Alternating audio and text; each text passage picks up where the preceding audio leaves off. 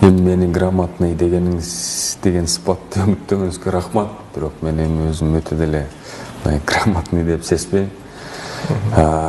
Мен мындай деп айтат элем, эми азыр буну баардыгы мындай таанат да.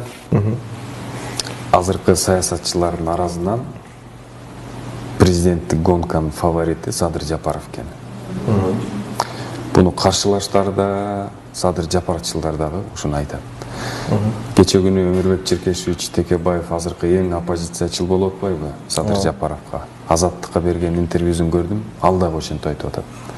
Ишеним бар дейт элдин Садыр Жапаровго. Эксперттик көз караш менен алып көрсөк, Садыр Жапаровдо азыр мандат доверие дейт да, элдин ишеними аябай күчтүү болуп турат да. Жарым жыл, бир жыл Садыр Жапаров кандай гана мындай жалпак тил менен айтканда кашак кылбасын, эл кечирет. А бирок бир жылдан кийин эгерде туура эмес жол менен кете берсе, анда эл бурулуп кетет. Катуу сурак кылат. Эгерде туура жолдо кетсе, дальше кубаттайт и колдойт.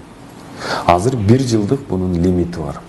Кандай гана кашак кылбасын, эл колдоп турат. Эмне үчүн дегенде эми Садыр Жапаров мындай элдин арасынан сурулуп чыккан киши болуп түшүнүк болуп калды да. Жалпысынан эл бизде тилекке каршы жакырчылыкта жашайт, кыйынчылыкты башынан өткөрөт. Гастарбайтер болуп Россияда канчасы иштешет. Мен деле туугандарым аябай көп, айлык туугандарымчы. Москвада, Салихардта, Томсто. Анан кийин Садыр Жапаров башка саясатчылардан айырмаланып, саясий куугунтуктун эң катуу формасын көрдү да.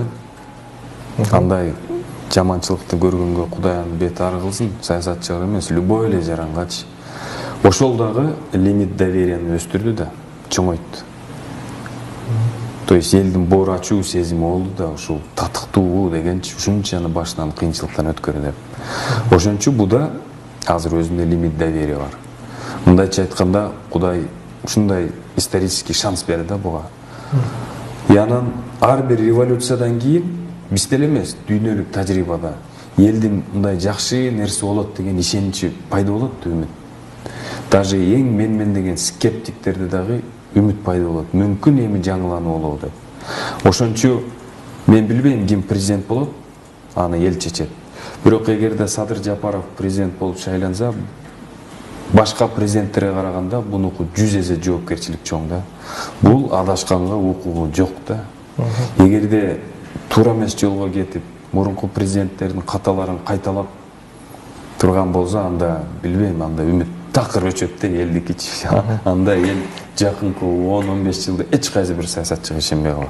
Ошончу Садыр Жапаровдо ишеним менен кошо жоопкерчилик өтө чоң. И у него айтат го, у врачей нет права на ошибку деп. Мен фразеология кылсам айтат элем, в случае с Садыром Жапаровым у врачей есть право на ошибку, а у него нету права на ошибку, да? Ошончо. Сизге өзүңүзгө азыркы Садыр Жапаровдун кылып аткан реформалары негизичи, өзү канча 15 күн премьер-министр болуп иштеди да, и президент болчу. Ошол 15 күнүн ичинде да кылган жумуштары көзгө көрүнүп калды го. Демек сиз өзүңүздүн атыңыздан колдойсузбу Садыр Жапаровду?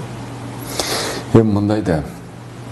Мен азыр Конституциялык кеңеш менин мүчөсү катары бирөөнү колдойм же колдобойм десем, сразу массалык маалымат каражаттары туура эмес трактовка кылат да. Мен Конституциялык кеңеште мүчө болуп турганыма байланыштуу азырынча эч кайсы бир өзгөчө кандидаттарды реклама кылып айтканым туура эмес болуп калат. Жалпысынан алып караганда мындай независимо көз карандысыз мындай алып караганда азырынча бир дагы чоң ката кыла элек деген ойдомун. Демек иштери жабалат сизге,